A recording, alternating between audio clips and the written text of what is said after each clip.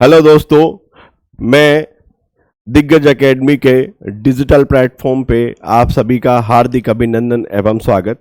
मैं आनंद गौतम आपके लिए इस वर्ष आरएस मेंस के सब्जेक्ट पेपर थर्ड और चैप्टर थर्ड विधि से संबंधित जो सब्जेक्ट है उससे संबंधित हम इस प्लेटफॉर्म पर चर्चा करेंगे।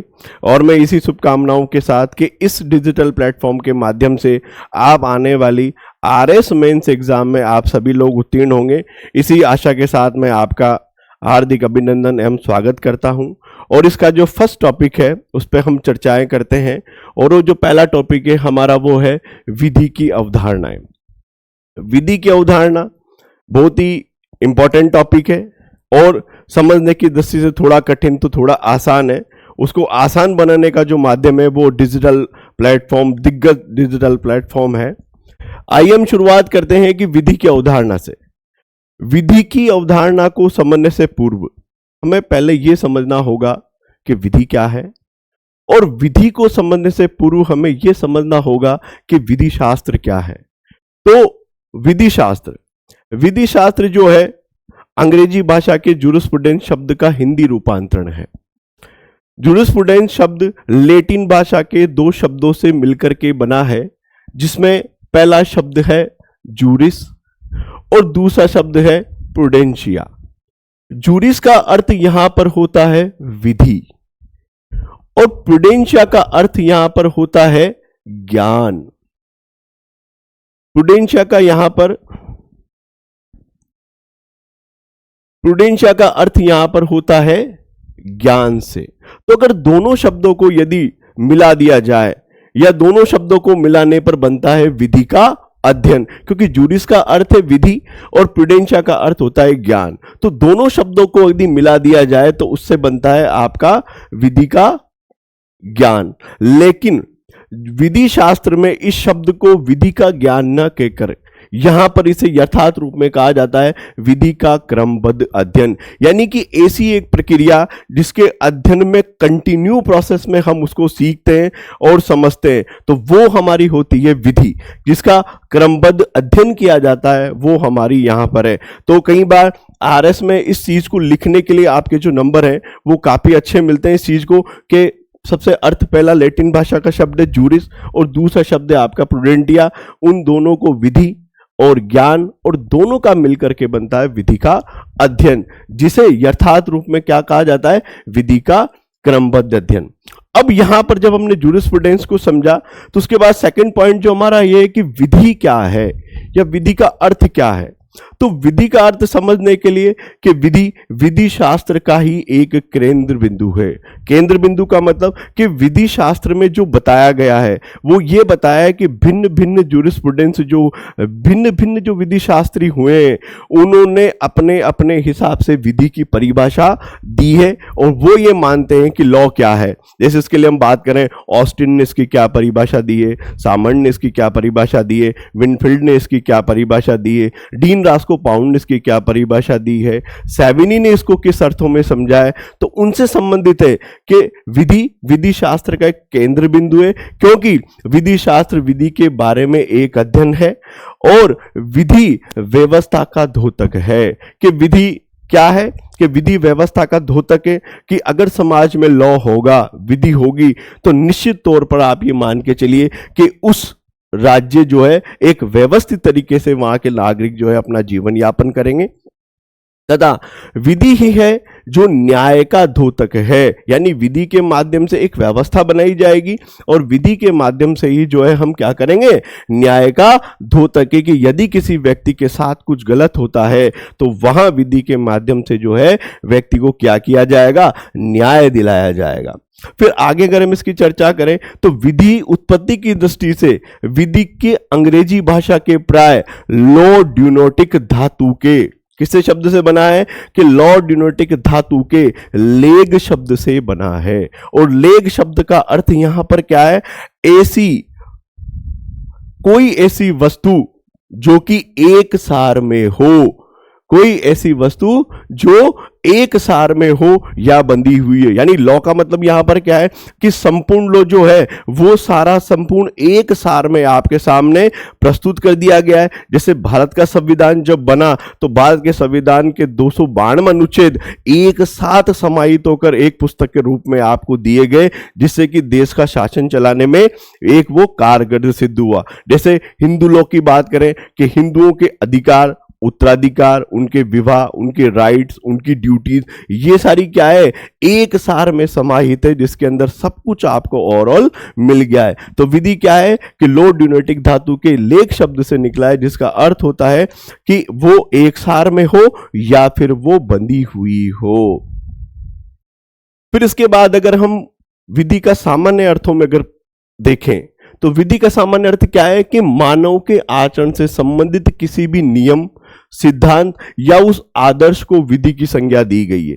यानी अगर व्यक्ति के आचरण से संबंधित, यानी अगर किसी व्यक्ति के आचरण को यदि कंट्रोल करना है तो सामान्य रूप में विधि क्या है, जो व्यक्ति के आचरण से संबंधित है, उससे संबंधित नियम है और उससे संबंधित एक आदर्श है।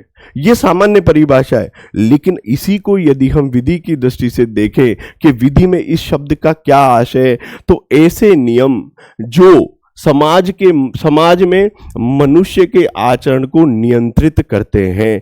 किसके आचरण को नियंत्रित करते हैं? मनुष्य के आचरण को। अब ऐसा करना क्यों जरूरी है कि मनुष्य के आचरण को नियंत्रित करते हैं? यदि मनुष्य के आचरणों और व्यवहार को नियंत्रित नहीं किया गया, विधि क्यों बनाई गई है? व्यक्तियों के आचरण से संबंधित और आचरण को कंट्रोल करने के लिए। और अगर ऐसे व्यक्तियों को कंट्रोल, उनके आचरण को कंट्रोल नहीं किया गया तो आगे चल के वो व्यक्ति क्या करेंगे? उच्छृंखलता पूर्व या स्वच्छंद जीवन जीने की ओर अग्रसर हो जाएंगे। और इसके साथ क्या होगा कि ऐसी प्रवृत्ति उत्पन्न हो जाएगी समाज में, जो प्रगति है उसके लिए क्या हो सकता है? बाधक सिद्ध हो सकता है। यानी एक व्यक्ति है कि जिसे मान लीजिए वो व्यक्ति राज्य का एमएलए बन गया, या वो व्यक्ति जो है यहां पर आईएएस ऑफिसर बन गया, या एक व्यक्ति जिसके पास किसी भी माध्यम से जो है बहुत सारा पैसा आ गया। अब पैसा आने के बाद वो क्या करेगा?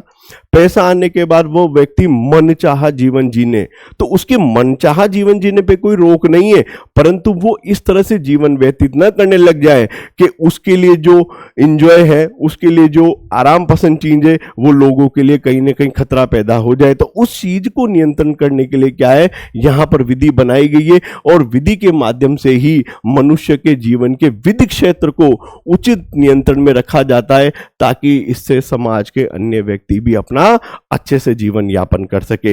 यानी अगर मोटे अर्थों में इस चीज को देखा जाए तो विधि किस लिए बनाई गई है कि व्यक्तियों के आचरण को नियंत्रित रखा जाए, ताकि उसके साथ साथ जो व्यक्ति और हैं उन व्यक्तियों को भी जीवन यापन करने में किसी तरह की कठिनाई यहां पर न हो।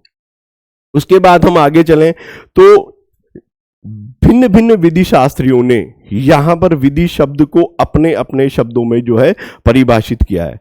तो एग्जाम में लिखने की दृष्टि से और एग्जाम की दृष्टि से यह चीज बहुत इंपॉर्टेंट है कि भाई परिभाषा है कि परिभाषा क्या है। तो हर व्यक्ति ने अपने हिसाब से इसकी परिभाषा दी है और वो जैसा मानते थे, जैसी उन्होंने अध्ययन किया, उसके हिसाब से उन्होंने अपने परिभाषा यहां पर दी। तो सबसे पहले जो है हुकर की परिभाषा। हुकर की परिभाषा क्या है कि ऐसे नियम या उपनियम जिनके द्वारा मनुष्य के कार्यों को संचालित किया जाता है या संचालित होते हैं, विधि कहलाती है। किसे?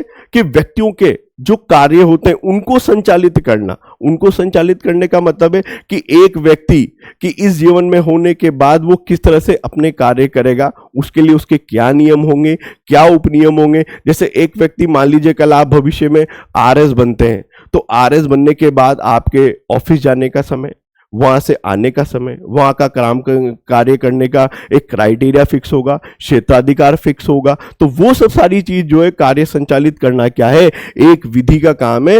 और उस विधि के अंदर हम इन्फ्रिंजमेंट करते हैं या किसी और व्यक्ति के कार्य क्षेत्र में जाकर बाधा डालते हैं, तो विधि के द्वारा फिर क्या होगा, उसे दंडित किया जाएगा। तो विधि क्या है?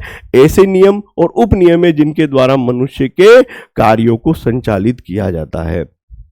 फिर उसके बाद जस्टिस कार्डोजी। देखिए जस्टिस खुद न्यायाधीश रह चुके हैं, तो न्यायाधीश की जो परिभाषा है वो सेम इनके नाम से मिलती जुलती है कि जो इनका प्रोफेशन है उससे मिलती जुलती परिभाषा है।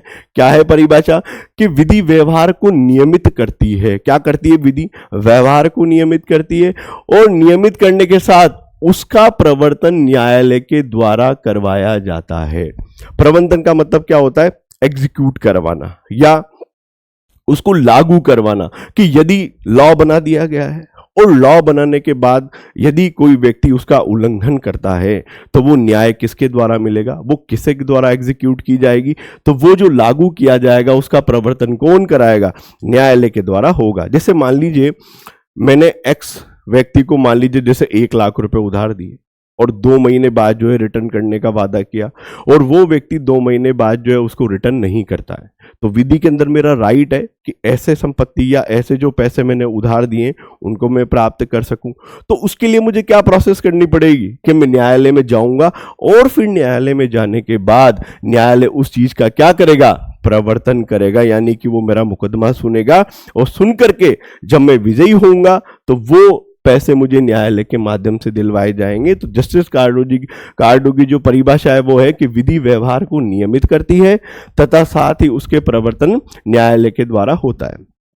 फिर सामंत के महोदय में, सामंत एक बहुत बड़े जूरिस्ट हुए हैं, और सामंत ने अपनी जो परिभाषा दी है वो क्या दी है? कि विधि से तात्पर्य नागरिक विधि से है जो राज्य द्वारा नागरिकों पर लागू की जाती है। किसके ऊपर? कि कैसी विधि है? नागरिक विधि है। इंपॉर्टेंट वर्ड्स आप इस कीवर्ड्स आप देख लें कि परिभाषा को याद करने में सहूलियत रहती है। कि कीवर्ड्स क्या है? कि नागरिक विधि है और किनके द्वारा? नागरिकों पर ही लागू की जाती है। तो उसे क्या कहा जाता है? लॉ कहा जाता है। यानी राज्य किसके लिए नियम बनाता है? अपने लोगों के लिए, अपने नागरिकों के लिए नियम बनाता है, और नियम बनाने के बाद उनको क्या है कि उनके ऊपर ही वो सारे नियम लागू किए जाते हैं, जिससे कि राज्य में शांति बनी रहे और सभी व्यक्ति अपने जीवन को व्यवस्थित तरीके से जीते रहे। फिर ऑस्टिन के शब्दों में, ऑस्टिन भी एक बहुत बड़े जूरिस्ट हुए हैं जिन्होंने अपनी परिभाषाएं दिए कि law is a command of sovereign. जब हम लॉ में जब ऑस्टिन को पढ़ते हैं तो काफ़ी अच्छी उनकी बुक्स है और काफ़ी अच्छा उनका विधि के बारे में सोचना है कि विधि जो उन्होंने परिभाषा दी है, 2 तरह की परिभाषा है यहाँ पर ऑस्टिन की, कि law is a command of sovereign, कि विधि संप्रभु का समादेश है, और जो कोई व्यक्ति इसको नहीं मानेगा तो डंडा दे करके मनवाया जाता है। तो ऐसा हम जब लॉ में पढ़ते हैं तो हमें बताया जाता है। लेकिन यहां पर जो ऑस्टिन की परिभाषा है वो क्या है? कि प्रभुत्व संप्रभुता संपन्न व्यक्तियों के द्वारा शोषित व्यक्तियों पर, किसके ऊपर? शोषित व्यक्तियों पर अधिरोपित किए गए नियमों का एक समूह है। देखो शोषित, संप्रभु का मतलब यहां संप्रभुता संपन्न या संप्रभुत, सॉवरेन का मतलब वो व्यक्ति जो उस राज्य में सबसे सर्वोच्च पर है, और ऐसे व्यक्ति अपने नागरिकों के लिए जो उसके अंडर में, उसके अधीनस्थ अपना जीवन यापन कर रहे हैं, उन व्यक्तियों के लिए क्या किया जाता है? ऐसे नियम बनाए जाते हैं। और ऑस्टिन की जो परिभाषा है उसमें कभी भी संप्रभु के ऊपर वो नियम लागू नहीं होते हैं। जो ऑस्टिन की परिभाषा है उसमें क्या है कि संप्रभुत्व संपन्न, यानी जो सर्वोच्च पर है, जैसे हमारी संसद जिसके पास नियम बनाने का अधिकार है, तो उस के द्वारा व्यक्तियों के द्वारा क्या बनाए जाते हैं? शोषित व्यक्तियों के लिए जो है अधिरोपित नियमों का एक समूह है, जिसे क्या कहा जाता है? यहां पर विधि कहा जाता है। और लास्ट में हमारी परिभाषा हॉलैंड की परिभाषा, कि विधि राजनीतिक संप्रभु के द्वारा प्रवर्तित बाह्य मानवीय आचरण। देखो शब्द देखा आप कि विधि राजनीतिक संप्रभु के द्वारा प्रवर्तित बाह्य मानवीय आचरण के सामान्य नियम है। बड़ी अच्छी परिभाषा और बारीक तरीके से कही गई कि प्रवर्तित बाह्य आचरणों पर 2 तरह के आचरण हैं। एक व्यक्ति जो मन में सोचता है और एक वो जो आचरण बाहर लेकर के आता है। तो यहां पर हॉलैंड कह रहा है कि हम मन के विचारों के लिए किसी व्यक्ति को कंट्रोल नहीं करेंगे। जैसे मान लीजिए मैं हूं, दोस्तों हम एक बार हॉलैंड की परिभाषा को वापस से देखते हैं, और हॉलैंड ने क्या कहा है कि विधि राजनीतिक संप्रभु के द्वारा, यानी जो शीर्ष पर जो व्यक्ति बैठे हुए हैं, जो शीर्ष पर जो व्यक्ति हैं, उनके द्वारा प्रवर्तित बाह्य मानवीय आचरणों के सामान्य नियम है। यानी किस चीज के बाह्य आचरणों के। तो देखो 2 तरह के आचरण हमारे यहां पर बताए गए हैं। पहला आचरण जो व्यक्ति मनी मन किसी चीज को करता है, सोचता है, और दूसरा आचरण जो व्यक्ति सामने प्रकट करता है। अब मान लीजिए जैसे मैं आरएस मेंस क्लियर नहीं कर पाया या मैं आरएस नहीं बन पाया, तो मेरे मन में विचार आ गया कि चलो वैसे ना सही तो पैसा जो है बैंक से चोरी करके और अपना जीवन अच्छे से यापन करें।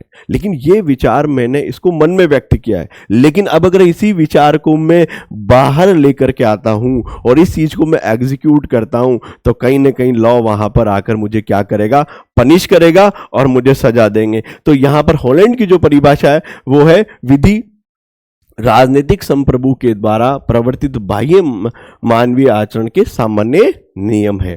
ठीक है, तो ये हमारी सारी परिभाषाएं होगी। एक बार आप पुनः देखें, हुकर की परिभाषा, ऐसे नियम या उपनियम जिनके द्वारा मनुष्य के कार्य संचालित किए। ये जितने भी डॉट्स मैंने यहां पर गोले किए ये आपके कीवर्ड है जिसके माध्यम से आपको परिभाषा याद रहेगी। ठीक है, तो एक बार इनको पुनः देख लें आप। ऐसे नियम और उपनियम जिनके द्वारा मनुष्य के कार्यों को संचालित होते हैं क्या कहा जाता है, विधि कहा जाता है।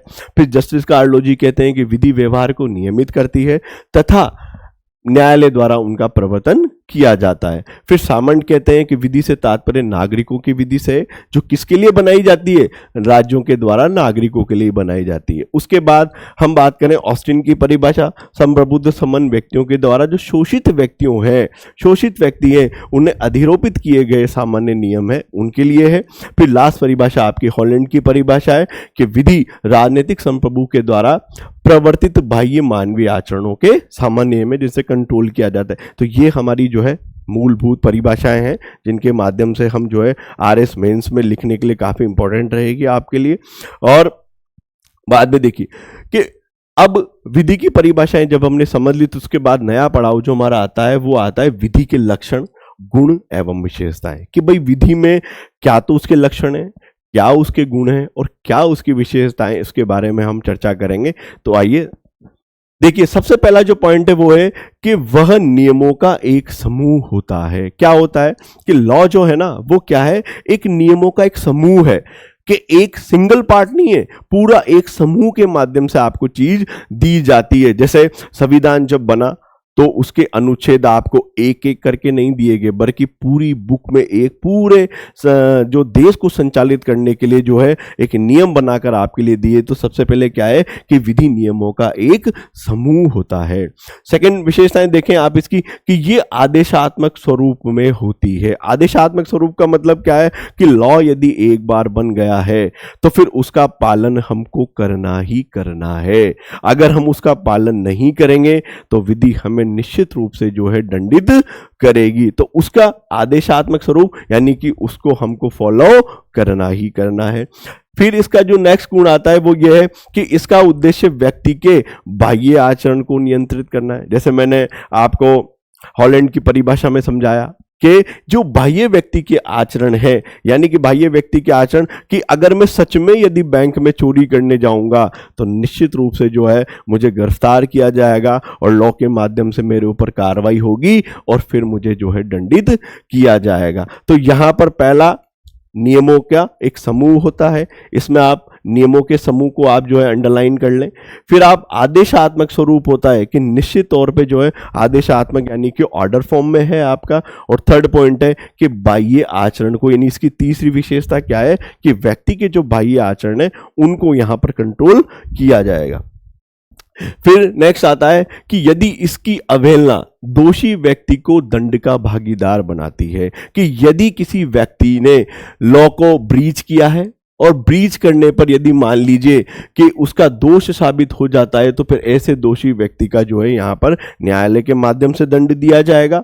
फिर नेक्स्ट, विधि में एक रूपता होनी चाहिए। एक रूपता होने का मतलब क्या है कि ये कंटिन्यू फॉर्म में आनी चाहिए और सभी के लिए समान रूप से होनी चाहिए। कि एक रूपता का मतलब कि जैसे मान लीजिए हिंदू लॉ बना, अब हिंदू लॉ में आपके लिए ये सेक्शन 5 ये कहता है कि विवाह की वैध आवश्यक शर्तें, कि भाई विवाह की वैध आवश्यक शर्तें जिसके अंदर डिसाइड किया गया है कि जैसे मान लीजिए छोटा सा एग्जांपल कि मान लीजिए जैसे अगर कोई गर्ल है तो उसकी एज कितनी होनी चाहिए, 18 वर्ष। और यदि मान लीजिए वो लड़का है यानी कि बॉय है तो उसकी एज कितनी होनी चाहिए, 21। तो ये 21 ईयर्स में क्या है कि ये एक रूपता है कि सभी हिंदुओं के लिए जो इस अधिनियम के तहत शादी करना चाहते हैं या उनका विवाह होना है तो उनको ये वाला क्राइटेरिया पूरा कंप्लीट करना होगा। तो इसका मतलब इसके अंदर क्या है कि हमेशा एक रूपता होती है, किसी लोगों को ना तो छोड़ा जाता है और ना कुछ लोगों को पकड़ा जाता है। यहां पर सभी के लिए समान रूपता के साथ जो है कानून बनाया जाता है। उसके बाद मूल रूप से परंपराओं से निर्मित होती है। किससे? परंपराओं से। अब देखो परंपराओं का मतलब यहां पर क्या है? यूजेज यानी रूढ़ी और प्रथा। कि जब कभी भी लॉ बनता है तो वो हमेशा एक बार में नहीं बनता, पहले वो एक पगडंडी के रूप में, जैसे आपने देखा होगा कई बार हम गांव में चलते हैं किसी खेत में या किसी घास में, तो जब निरंतर व्यक्ति जब उसके ऊपर चलते जाते हैं तो एक वहां पर घास साइड में हो जाती है और एक कच्चा रास्ता वहां पर डेवलप हो जाता है और फिर वही आपका मेन रोड आपका बन जाता है जिसमें सभी व्यक्ति चलते हैं। तो ठीक उसी तरह से कि परंपराओं को फॉलो करते हुए जो है हमेशा विधि को निर्मित किया जाता है। यदि मान लीजिए मुस्लिम स्टेट है तो उसकी तरह से नियम बनेंगे, अगर देश मान लीजिए हिंदू है तो उसकी तरह से नियम बनेंगे, यदि लोग पढ़े लिखे या ज्यादा एजुकेटेड लोग हैं तो उसकी तरह से नियम बनेंगे। तो उन परंपराओं को फॉलो करते हुए यहां पर हमेशा लॉ निर्मित होगा। जैसे आप एक छोटा सा उदाहरण देखिए, आईपीसी जब हम पढ़ते हैं, अभी तो बीएनएस हो गया, भारतीय न्याय संहिता, तो उसके अंदर यह आता है कि यदि मान लीजिए कोई व्यक्ति है, अगर वो भारत शहर में भारत का निवासी है और भारत में रहकर यदि एक मैरिज के अलावा यदि वो उसकी पत्नी रहते हुए दूसरी शादी करता है तो वो यहां पर क्या है? दंड का भागी माना जाएगा। परंतु यदि यही हम अगर इंग्लैंड की बात करें तो इंग्लैंड में वहां पर ऐसा बिल्कुल भी नहीं है। तो ये लॉ में जो एक रूपता आती है वो उस देश के हिसाब से, वहां पर रहने वाले लोगों के हिसाब से आती है। तो वो परंपराओं से निर्मित हमेशा लॉ होता है और विधि बनते समय कभी भी परंपराओं की अवहेलना नहीं की जाती है। फिर नेक्स्ट पॉइंट आता है आपका सार्वजनिक होती है। सार्वजनिक का मतलब सभी लोगों पर समान रूप से लागू की जाती है, लॉ वो है। कुछ अपवादों को छोड़ दे तो विधि हमेशा सभी व्यक्तियों पर समान रूप से लागू होती है। फिर नेक्स्ट इसकी जो विशेषता है कि राज्य द्वारा निर्मित एवं लागू होती है, कि किसके द्वारा एग्जीक्यूट किया जाएगा, कौन इसको जो है कौन इसको लागू करेगा, तो निर्मित भी हमेशा लागू जो है वो राज्य के द्वारा की जाएगी और बनाया भी जो है हमेशा जो है राज्य के द्वारा जाएगा। आप अगर पुराने टाइम पर आप देखें, इंस्टेंट भारत को यदि आप देखें तो उसके अंदर आपने ये देखा होगा कि राजा ही कानून बनाता था और राजा ही जो है उसे लागू करता था। तो इस चीज को हम यहां पर देखें कि राज्य ही हमेशा विधि बनाता है।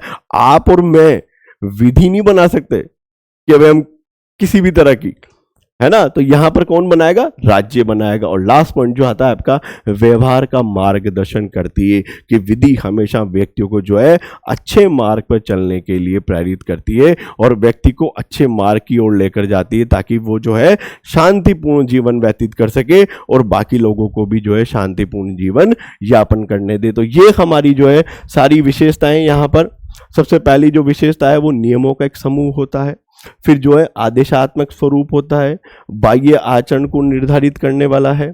उसके बाद जो है दोषी, अगर अवहेलना अगर किसी व्यक्ति ने की है तो दोषी है तो उसको यहाँ पर भागीदार व्यक्ति को दंड दिया जाता है। फिर यहाँ पर विधि की एक रूपता होती है। फिर उसके बाद परंपराओं से निर्मित होती है। फिर विधि सार्वजनिक होती है और विधि जो है राज्य के द्वारा बनाई जाती है और लागू की जाती है। और लास्ट जो इसकी है वो है कि ये व्यवहार का मार्गदर्शन करती है। तो ये हो गई हमारी विधि की परिभाषा। लेकिन देखिए कि कोई भी चीज अगर बनती है तो 100% कोई नहीं बनता, कुछ ना कुछ कमियां, कुछ ना कुछ दोष उसके अंदर छूट ही जाते हैं, चाहे कितना भी जो है उसको परफेक्टली बनाया जाए। तो यहाँ विधि के अंदर जो है इसके कुछ दोष हैं जो यहाँ पर बताए गए हैं। अब दोष यहाँ पर क्या है कि सबसे पहले रूढ़िवादिता विद्यमान होती है। जैसा कि मैंने आपको बताया कि लॉ के अंदर परंपरा होती है और ये परंपरा ही क्या है? रूढ़िवादिता, कि जिस तरह पगडंडी के ऊपर आप चलते हैं और एक रास्ते का निर्माण हो जाता है।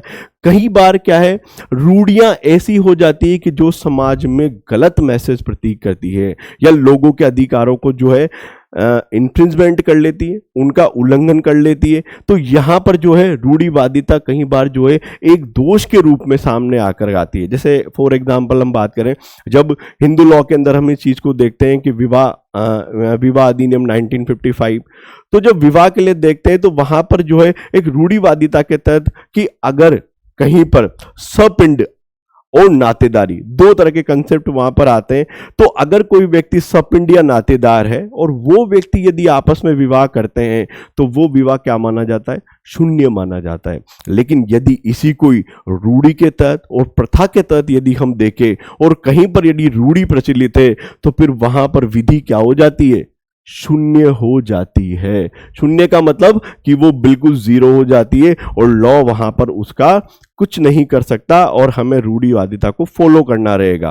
कि यहां पर जैसे कई व्यक्ति होते हैं, जैसे मान लीजिए कि जो व्यक्ति कास्ट के अंदर हैं तो वो व्यक्ति अपने विवाह की जो टर्मिनोलॉजी है वो किसके अकॉर्डिंग सेट करते हैं? रूढ़ी के अकॉर्डिंग जो है अपना सेट कर लेते हैं। तो वो यहां पर कहीं ना कहीं जो है विधि का एक दोष माना गया कि कहीं ना कहीं वो जो है रूढ़ी को ओवरलैप नहीं कर सकता है। दूसरी बात है आपकी लोचशीलता का अभाव। कि लोचशीलता का मतलब कि जब एक बार लॉ बन गया है तो बनने के बाद कभी भी उसे आसानी से संशोधित करना ये बड़ा ही कठिन काम है। कि लॉ एक बार बन गया, अब बनने के बाद उसको यदि चाहें कि हम यहां पर इसको जल्दी से संशोधित कर दें आने वाली परिस्थितियों के अकॉर्डिंग, तो ऐसा थोड़ा सा जो है कठिन काम होता है। इसलिए यहां पर इस पॉइंट को कहा गया है कि लोचशीलता का अभाव, यानी वो इतना फ्लेक्सिबल नहीं है कि उसे बनाने के बाद यदि तुरंत 6 महीने बाद उसे चेंज करने की आवश्यकता हो गई तो वो आसानी से चेंज किया जा सके। उसके लिए कई सारी जो है नियम या उसके जो सिद्धांत है उनको फॉलो करके फिर हम उसको चेंज करते हैं। तो ये एक विधि का जो है बड़ा दोष है। फिर नेक्स्ट पॉइंट आगे आता है अत्यधिक औपचारिकताएं। अत्यधिक औपचारिकताएं का मतलब है कि फॉर्मेलिटी का मतलब कि किसी भी चीज को संशोधन करने के लिए एक उसकी जो फॉर्मेलिटी है या उसकी जो सीढ़ी बाई स्टेप है उस चीज को फॉलो करते हुए में आना पड़ेगा। जैसे संविधान है, अब भारतीय संविधान में जो है 368 के अनुसार संविधान संशोधन की प्रक्रिया दी गई है। अब साधारण प्रक्रिया, फिर विशेष प्रक्रिया, फिर अति विशेष प्रक्रिया। तो उस प्रक्रिया को फॉलो करते हुए जब हम आएंगे तभी जाकर के संविधान में या लॉ में संशोधन हो सकता है। तो ये जो फॉर्मेलिटी है, तो ये फॉर्मेलिटी जो है कई बार बहुत अधिक वक्त लेकर के और उस जो ऑब्जेक्ट होता है वो ऑब्जेक्टिंग यहां पर कहीं ना कहीं खत्म हो जाता है। इस वजह से इसका एक दोष जो है वो अत्यधिक औपचारिकता है। और लास्ट जो है वो है जटिल भाषा के प्रयोग में समझने में कठिनाई। जटिल भाषा कि जब कोई कभी भी जब लॉ बनाया जाता है तो आपने देखा होगा कि लॉ की जो परिभाषा है वो आसान नहीं है।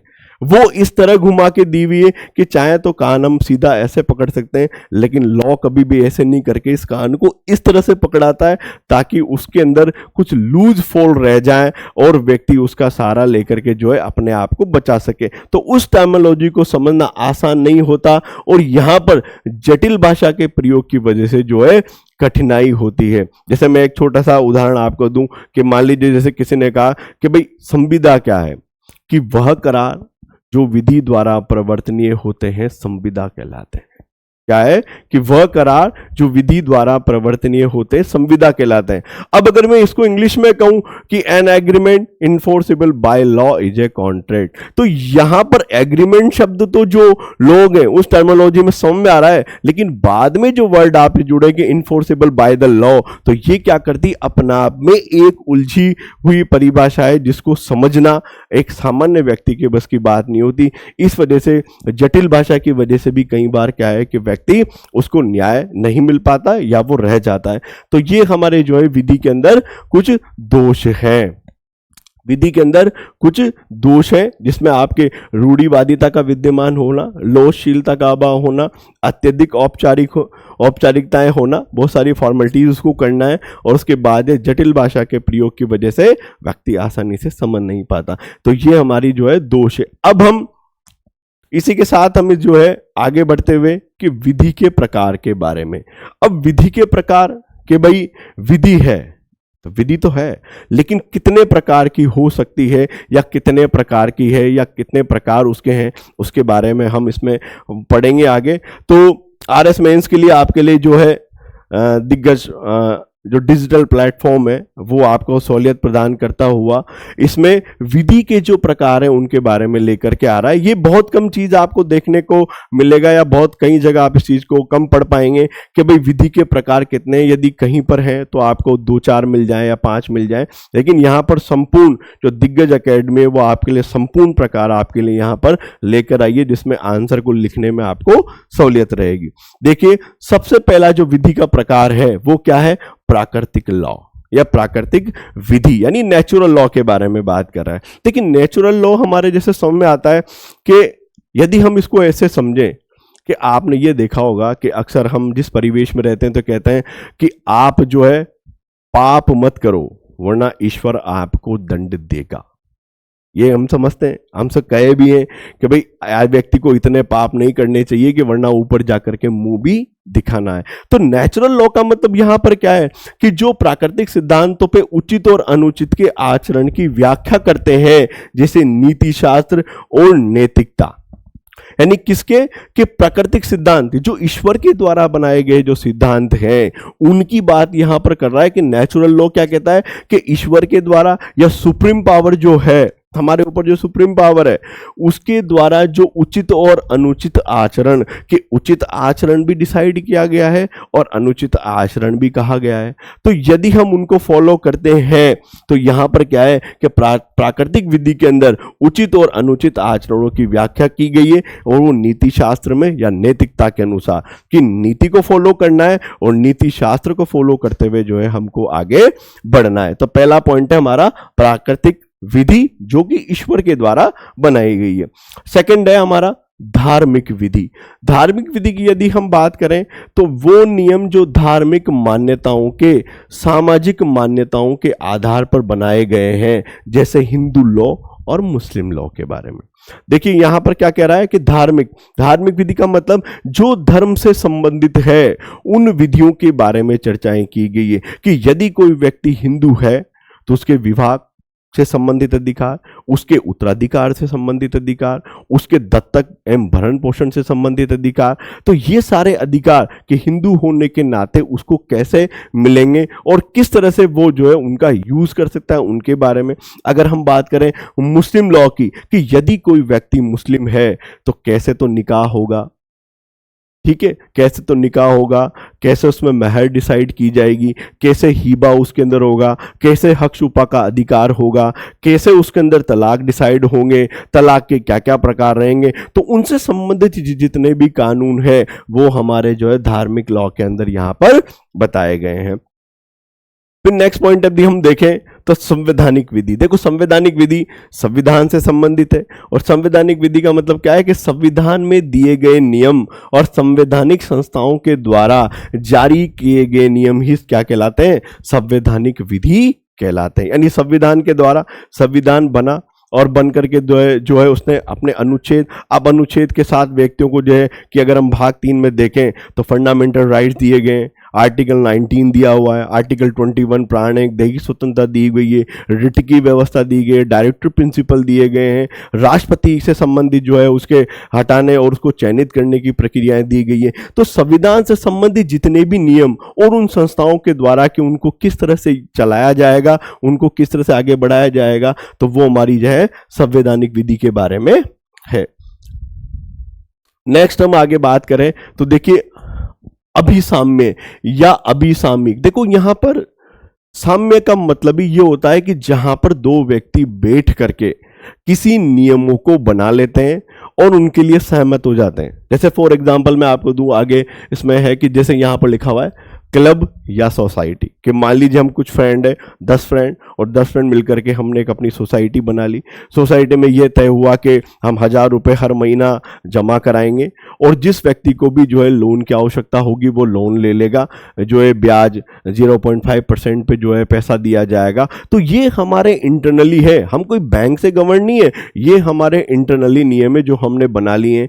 क्लब कि क्लब के माध्यम से कि हमने शाम को जो है सैर सपाटे के लिए या खेलने के लिए हमने क्लब का निर्माण कर लिया और 10-20 लोग उसके अंदर आए, कुछ हमने फॉर्मल पैसा रख लिया और फिर उसको चलाने के लिए जो भी इक्विपमेंट्स वगैरह चाहिए वो रखे। तो यहां पर उसे क्या कहा जाता है, अभिसाम्य या अभिसाम्यिक विधि कहा जाता है। इसके अंदर ऐसे नियमों का समावेश होता है जो व्यक्तियों के द्वारा स्वेच्छा से एक दूसरे के आचरणों को निर्धारित करने होते हैं। यानी व्यक्ति हम ही हैं और हम ही क्या करते हैं, एक दूसरे के व्यक्तियों के आचरण को निर्धारित करते हैं। मान लीजिए कि मुझे ड्रिंक करने का शौक है, लेकिन हमारे क्लब ने ये डिसाइड कर लिया कि जब तक यहां पर महिलाएं, बच्चे और हम सब रहेंगे तब तक कोई भी ड्रिंक नहीं करेगा, यहां से जाने के बाद आप मर जाइए जो करिए। तो वो यहां पर हमारे क्या है, सामान्य नियम हमें डिसाइड हुए।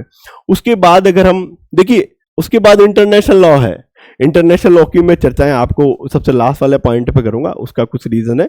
उसके बाद हम नेक्स्ट पॉइंट जो पढ़ते हैं वो है तकनीकी या व्यवहार की विधि। अब देखिए, तकनीक या व्यवहार की विधि का क्या मतलब है कि किसी व्यवहारिक उद्देश्य की प्राप्ति के लिए बनाए गए नियम ही व्यवहारिक या टेक्निकल विधि होती है। जैसे किसी व्यवसाय से संबंधित, मान लीजिए कि हम 4 लोग मिलकर के जो है एक आइसक्रीम पार्लर स्टार्ट करते हैं। अब वो आइसक्रीम पार्लर में कितना इन्वेस्ट करना है, उसमें कितने पैसे लगने हैं, उसमें कितना लाभ मिलेगा, कैसे ऑफिस चलाया जाएगा, इसमें कितना स्टाफ होगा, कौन व्यक्ति इसको देखेगा, कितने व्यक्ति कितने % के हिसाब से पैसा जो है उसके अंदर इन्वेस्ट करेंगे। तो ये सारा जो स्ट्रक्चर है वो किसके माध्यम से डिसाइड किया जाएगा, व्यवहार विधि के माध्यम से, कि इस व्यवसाय को चलाने के लिए किन किन चीजों की जरूरत है। तो वो विधि जो है हमारी कौन सी होगी, व्यवहारिक विधि या टेक्निकल विधि होगी। उसके बाद हम नेक्स्ट बात करें कि दीवानी और आपराधिक विधि।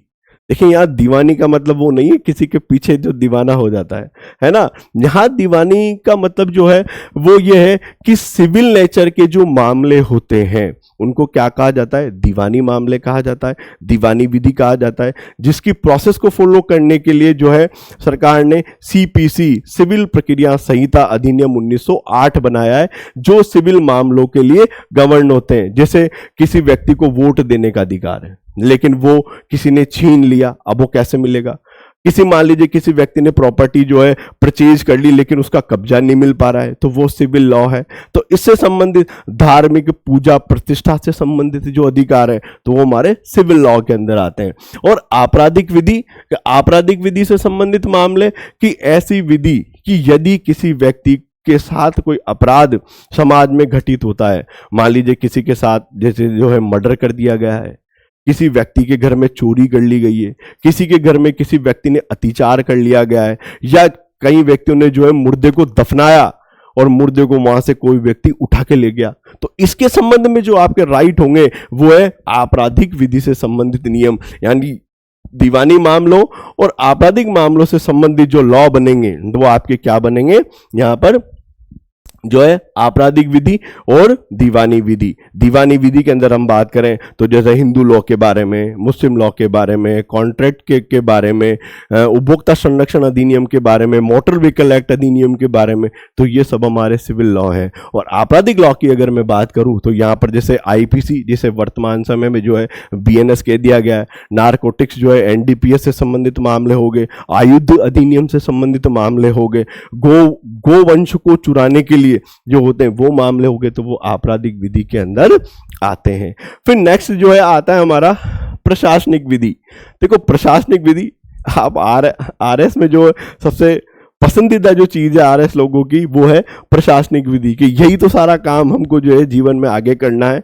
तो इससे संबंधित प्रशासनिक विधि का मतलब कि प्रशासनिक विधि से भी प्राय ऐसी विधि से है जिसके संबंध में सरकार की विभिन्न प्रशासकीय एजेंसियों द्वारा संपन्न किए जाने वाली सेवाओं से होता है। प्रशासनिक विधि संवैधानिक विधि का ही एक भाग होती है। देखिए, प्रशासनिक विधि का मतलब कि प्रशासन अब किस तरह से चलेगा, एडमिनिस्ट्रेटिव लॉ के बारे में कि प्रशासन किस तरह से चलेगा, किस तरह से नियम बनाए जाएंगे, डेलीगेट लेजिस्लेशन के बारे में कि शक्ति तो वहां से, नियम तो वहां से बन गए, लेकिन एक अकेला व्यक्ति सारे काम नहीं कर सकता।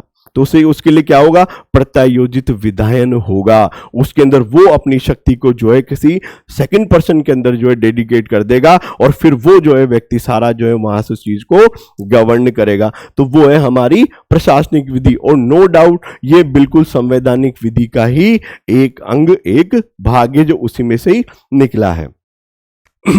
और इसके अंदर क्या होगा कि जितने भी प्रशासनिक जो अधिकारी हैं उनके कर्तव्य जो है इसके अंदर समाहित किए गए हैं कि जो है प्रशासनिक अधिकारी होंगे वो किन किन कर्तव्यों को करते हुए जो है राज्य का और जिले का सारा सिस्टम देखेंगे और उसको बखूबी रूप से चलाएंगे। फिर आगे हम बात करते हैं मार्शल लॉ। देखिए मार्शल लॉ का मतलब यहां पर क्या है कि एक ऐसी विधि से, देखिए मार्शल लॉ का मतलब सबसे पहले तो ये देखें कि जब भी देश में अशांति की व्यवस्था होगी, कि जब भी किसी देश में अशांति है, सारा सिस्टम कोलैप्स होने वाला है, तो उस समय जो है मार्शल लॉ लागू किया जाता है। मार्शल लॉ के अंदर सेनाएं आती है और आकर के सारा सिस्टम जो है अपने हाथों में शांतिपूर्ण तरीके से बनाते हुए जो है उस राज्य को व्यवस्थित किया जाता है। अब यहां अगर मार्शल लॉ है तो वो कुछ समय के लिए ही होगा, अल्प समय के लिए, यूं नहीं कि हमेशा लागू होगा, हमेशा नहीं होगा, केवल अल्प समय के लिए, कि जब तक व्यवस्था बिगड़ी है तब तक मार्शल लॉ आएगा, आकर के उस व्यवस्थित को सही करेगा, और जब वो व्यवस्था बिल्कुल सही हो जाएगी तो हो जाने के बाद वो जो है लॉ अपने आप ही समाप्त हो जाएगा। और किस दृष्टि से, कि देश की आंतरिक स्थिति में अत्यंत बिगड़ जाने पर और सामान्य कानूनों से संभालने में जब असमर्थ है या समर्थ नहीं है, तब जो है मार्शल लॉ हम लेकर के आएंगे। फिर नेक्स्ट पॉइंट जो है आता है आपका लॉक विधि। देखो लॉक विधि का मतलब क्या है कि जो सभी नागरिकों के लिए सामान्य तौर पर है यहां पर, कि ऐसी विधि से जो राज्य तक उसके अधीन या उसके नागरिकों के पारिस्थितिक संबंधों को कायम रखने के उद्देश्य से बनाई जाती है तथा सभी के लिए समान रूप से लागू होती है। तो इसमें जो मोस्ट इंपॉर्टेंट जो वर्ड है वो है समान रूप से लागू होना। कि लॉक विधि क्या होती है, कि सभी व्यक्तियों के ऊपर जब समान रूप से बनाई जाती है वो यहां पर आपके लिए क्या है, कि वो आपकी लॉक विधि है। फिर मिलिट्री लॉ। देखिए अब इसके पहले हमने जस्ट थोड़ी देर पहले हमने ये चर्चा करी कि भाई मार्शल लॉ क्या है। अब आपको लग रहा होगा गुरुजी ये तो बिल्कुल डिक्टो ही मिलता जुलता वर्ड है, लेकिन दिखने में सेम है, लेकिन दोनों के अर्थ अलग अलग हैं। यहां पर मार्शल लॉ, जब देश में अशांति की व्यवस्था हो जाए तो अल्पकाल के लिए जो है उनको व्यवस्थित करने के लिए जो है मार्शल लॉ लागू किया जाता है। लेकिन मिलिट्री लॉ यानी कि सैनिक, तो देखिए यहां पर जो सेना में जो व्यक्ति रहते हैं उनके आचरणों को विनियमित करने के लिए, उनके आचरणों को कंट्रोल करने के लिए यह लॉ बनाया जाता है, और ये कार्यकाल इसका सीमित होता है, परंतु सैनिक विधि हमेशा रहने वाले व्यक्तियों के ऊपर समान रूप से लागू होती है। कि जहां पर मार्शल लॉ का कार्यकाल बिल्कुल सीमित होता है, ठीक उसी के विपरीत जो है यहां पर सैनिक विधि सदैव हमेशा उनमें रहने वाले व्यक्तियों के ऊपर, सैनिकों के ऊपर लागू होती है। इसका प्रयोग केवल सैनिक सदस्यों के अनुशासन को कायम करने के लिए ही किया जाता है। कि हमारे देश के जो सैनिक है या किसी भी देश के जो सैनिक है वो उनके नियम जो है हमेशा सामान्य लोगों से बिल्कुल हट करके चलते हैं, अलग चलते हैं, तो उनके आचरणों को विनियमित करने के लिए। और यदि कोई सैनिक दिए गए कार्य को यदि नहीं मानता है तो फिर उस विधि के अनुसार उसको क्या किया जाता है, दंडित किया जाता है। फिर आइए देखिए प्राइवेट लॉ। प्राइवेट हमने इसके पहले क्या पढ़ा, लोक विधि, किसके लिए, सभी व्यक्तियों के लिए सामान्य रूप से जो लागू होती है वो क्या है, हमारी जो है लोक विधि है। परंतु प्राइवेट लॉ की व्यक्तिगत विधि के उद्देश्य व्यक्तियों को आपसी व्यवहार को क्या करते हैं, नियंत्रित करना होता है। जो आपसी व्यक्ति है, जो पर्टिकुलर व्यक्ति है, उनके व्यवहार को नियंत्रित करने के लिए ये लॉ बनाया जाता है। जैसे कैसे, जैसे विवाह। अब मान लीजिए मैं हिंदू हूं तो मेरे विवाह करने की जो टर्म एंड कंडीशन है वो अलग अलग है। अगर कोई व्यक्ति मुस्लिम है तो उसके निकाह करने की टर्मोलॉजी अलग अलग है, ठीक है। अगर कोई व्यक्ति फारस ईसाई है तो उस ईसाई में उनके विवाह करने की टर्मोलॉजी अलग अलग है। और हम जैसा समाज में देखते भी हैं कि हमारे यहाँ पर जब किसी की डेथ हो जाती है तो व्हाइट कपड़े पहने जाते हैं, परंतु ईसाई में अगर किसी व्यक्ति का विवाह होता है तो वो व्हाइट कपड़े पहनकर आते हैं। तो ये यहां पर लॉ बनाया गया है कि जो जैसा व्यक्ति होगा, व्यक्तिगत लॉ है कि जो जैसा व्यक्ति होगा उसके लिए वैसे कानून यहां पर निर्मित कर दिए जाएंगे, जिसे व्यक्तिगत लॉ एक व्यक्तिगत विधि का ही एक अंग है। फिर लास्ट में आती है हमारे नागरिक या सिविल विधि के बारे में। सामंत ने भी जो है अपनी परिभाषा में सिविल शब्द का प्रयोग किया है, और यहां पर नागरिक विधि या सिविल विधि कि यह राज्य की विधि होती है जो किसी देश, राष्ट्र अथवा राज्य की विधि होती है, यानी उसे बनाता कौन है, पर्टिकुलर वो राज्य बनाता है। और सामंत ने भी सिविल विधि पे विशेष जोर दिया है कि जो सामंत व्यक्ति था उसने ये कहा कि पर्टिकुलर देश में रहने वाले व्यक्ति, देखो दो तरह के व्यक्ति होते हैं किसी देश में, एक तो वो जो वहीं पैदा हुए हैं और वहीं की नागरिकता लिए हुए हैं, कुछ लोग वो होते हैं जो वहां पे कमा के खाने के लिए जाते हैं और फिर वहीं पर जाकर के बस जाते हैं। तो यहां पर जो सामंत का कहना था वो ये था कि सिविल लॉ यानी कि जो वहां के जो व्यक्ति हैं, वहां के जो नागरिक हैं, उन व्यक्तियों के लिए ऐसा कानून बनाया जाता है और न्यायालय नागरिक विधि को प्रवर्तित करते हैं, और उसको एग्जीक्यूट करने का काम कौन किया जाता है, न्यायालय के माध्यम से किया जाता है। और यदि कोई व्यक्ति उसका इन्फ्रिंजमेंट करता है, उसका उल्लंघन करता है, तो फिर उसके द्वारा जो है यहां पर दंड भी दिया जाता है। और लास्ट में जो है आपके इंटरनेशनल लॉ। देखिए इंटरनेशनल लॉ को लास्ट में रखने का एक थोड़ा सा रीजन ये था कि 1700 ईस्वी में जर्मी बेथम नाम का एक व्यक्ति हुआ जिसने ये कहा कि इंटरनेशनल लॉ है 1700 ईस्वी में। उसके पहले जर्मी बेथम ये समझता था कि किसी को शायद इंटरनेशनल लॉ के बारे में पता नहीं है, परंतु जिस समय जर्मी बेथम ये सोच रहा था उस समय भारत में और श्रीलंका में हजारों साल पहले इस टर्मिनोलॉजी को हम लोग जानते थे कि इंटरनेशनल लॉ होता है। मैं आपको देखो उससे कोरिलेट करने के लिए एक छोटा सा किस्सा मैं आपको बताना चाहूंगा कि रामायण के अंदर माता सीता का हरण जो है लंकेश के द्वारा किया गया, रावण के द्वारा किया गया, और वो माता सीता को जो है लंका में लेकर के गया। राम जी जो है ढूंढते ढूंढते वहां पर पहुंचे एक समुद्र के तट पर, और हनुमान जी से ये कहा कि भाई जाओ और जाकर के माता सीता का पता लगाओ कि इसके आगे हम जाने में सक्षम नहीं है, आपको जाना है। अब हनुमान जी उड़े अपनी असमय शक्ति के साथ और उड़ करके जाकर के वो जो है लंका पहुंचे, और लंका पहुंच करके उन्होंने जो है माता सीता का पता लगाया, और पता लगाकर जो है राम जी के पास आ गए। अब राम जी देखो भारत देश जो है ना वो कभी भी युद्ध की शुरुआत आगे होके नहीं करता है, वो चाहता है कि यदि कोई भी मसला बातचीत से यदि खत्म हो जाए तो हम उसको पहले समाप्त करना चाहते हैं। तो राम जी ने जो है अपना एक दूत बनाकर अंगद को और जो है लंका में भेजा, और अंगद जो है राम जी का दूत बनकर लंका में गया और रावण के समक्ष उपस्थित हुआ, और लंकेश ने कहा कि बोलिए आपको क्या बोलना है। तब यहां पर जो है अंगद ही कहता है कि है दुष्ट राक्षस आज रावण, माता सीता जगत जननी है, मर्यादा पुरुषोत्तम राम विष्णु के अवतार हैं, समय रहते मां सीता लौटा दे वरना तेरा वंश नाश हो जाएगा। अब इतनी सी बात कहते दूत के माध्यम से जो है रावण क्रोधित हो गया, और क्रोधित होकर उन्होंने क्षणिक भर में यह कहा कि लाओ तलवार और जो है इसका दूत का सर कलम कर दो।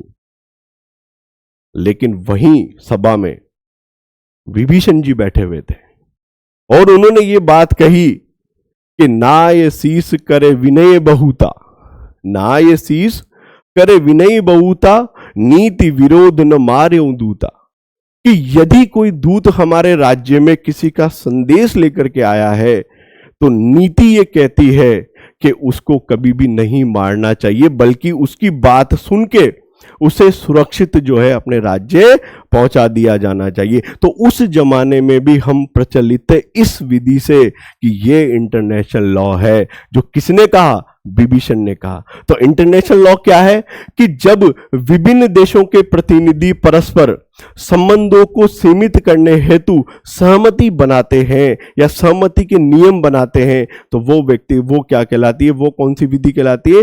इंटरनेशनल लॉ, यानी कि अंतर्राष्ट्रीय विधि कहलाती है। और अंतर्राष्ट्रीय विधि के सभ्य राष्ट्रों के द्वारा, इसको यूं कह सकते हैं कि जितने भी सभ्य राष्ट्र हैं वो आपस में मिलकर के जो है एक उनके आचरणों को विनियमित करते हैं और विनियमित करके उनके अनुसार ही जो है उसकी सहमति देते हैं कि हम इन आचरणों का पालन करेंगे। जैसे यूएनओ बना, संयुक्त राष्ट्र संघ बना, और बनकर के उन्होंने ये कहा कि कभी भी जो है परमाणु का उपयोग नहीं किया जाएगा, क्योंकि हिरोशिमा और नागासाकी की जो तबाही हुई उसके बाद जो है इसका प्रयोग कोई नहीं करेगा, और सभी राष्ट्र जो है उनने मिलकर के अपनी सहमति दे दी। तो इसलिए वो है हमारी इंटरनेशनल लॉ। तो एक बार आप जो है, एक बार पुनः हम इस चीज को देख लें कि भाई कौन कौन सी हमारी जो है विधि के प्रकार है। सबसे पहला नेचुरल लॉ है, उसके बाद धार्मिक विधि है, फिर जो है संवैधानिक विधि है, उसके बाद हमारा अभिसाम्य या सामयिक विधि है,